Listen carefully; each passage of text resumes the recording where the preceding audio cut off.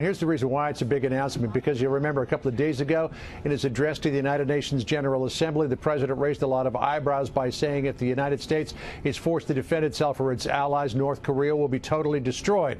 Also calling Kim Jong-un Rocket Man, saying he's on a suicide mission for himself and for his regime. That raised a lot of eyebrows around the world and prompted some criticism of President Trump, saying that he was using the platform of the United Nations to threaten war. But then the president clearly wants to give diplomacy another chance here, and probably 4 more chances after that. He does not want war on the North Korean peninsula. So this new executive order giving the Treasury Department sweeping new authority to go after individuals and entities who do business with or trade with North Korea will be a powerful new tool to put the squeeze on Pyongyang. Here's more of what the president said.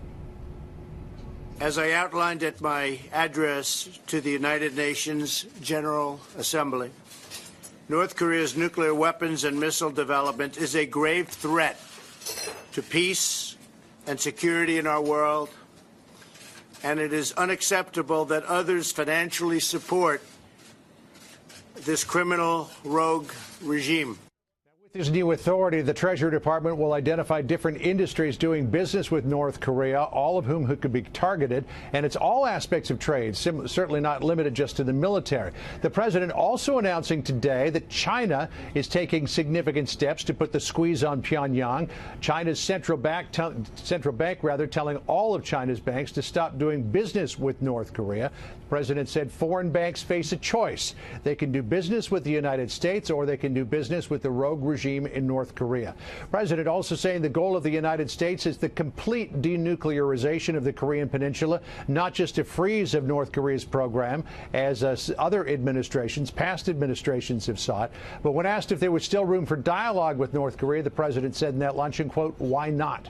President also meeting today with Ukrainian President Petro Poroshenko. U.S. support for Ukraine in the face of Russian aggression and violation of Ukraine's sovereignty was high on the agenda for that meeting. Earlier today, the president met with the Afghan president, Ashraf Ghani. Ghani praised the president's new approach to the war in Afghanistan, insisting it has completely changed the situation on the ground. Listen to how Ghani put it. Since the decision, there's been an immense change on the ground. It's a difference of day and night. The cloud of uncertainty has been lifted, but equally important is your commitment to a political solution at the end of this process. Still a long way to go, though, to get peace and stability in Afghanistan. What's interesting, Julie, is last week on Air Force One, the president told me that he had been talking with President Xi Jinping of China about new measures against North Korea. He said something is in the works. Can't tell you what it is. Clearly, that declaration from China's central bank to other Chinese banks to stop doing business with North Korea is what the president was talking about last week.